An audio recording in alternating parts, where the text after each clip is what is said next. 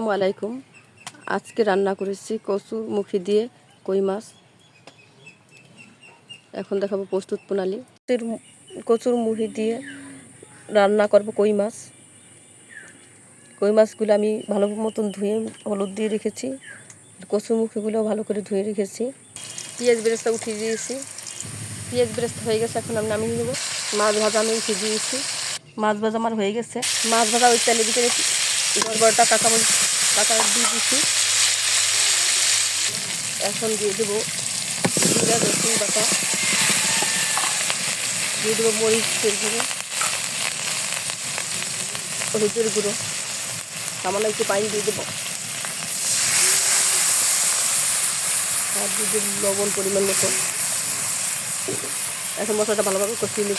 মশলাটা আমার কষানো হয়ে গেছে। এখন কচুর মুখিগুলো আমি দিয়ে দেবো। দিয়ে নিয়ে করে পরিমাণ মতো পানি দেবো সিদ্ধ করার।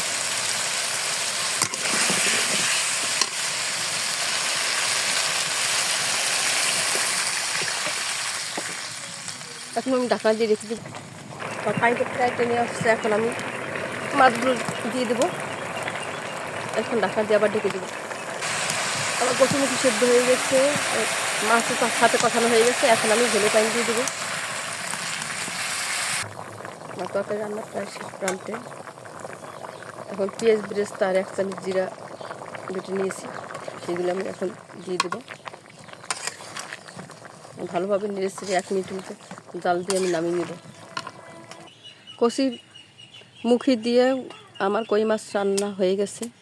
আজকে পর্যন্ত আবার নতুন কোনো ভিডিও নিয়ে আপনাদের সামনে উপস্থিত হব। সে পর্যন্ত ভালো থাকুন, সুস্থ থাকুন। আল্লাহ হাফিজ। আসসালামু আলাইকুম রহমতুল্লাহি ওয়া বারাকাতুহু।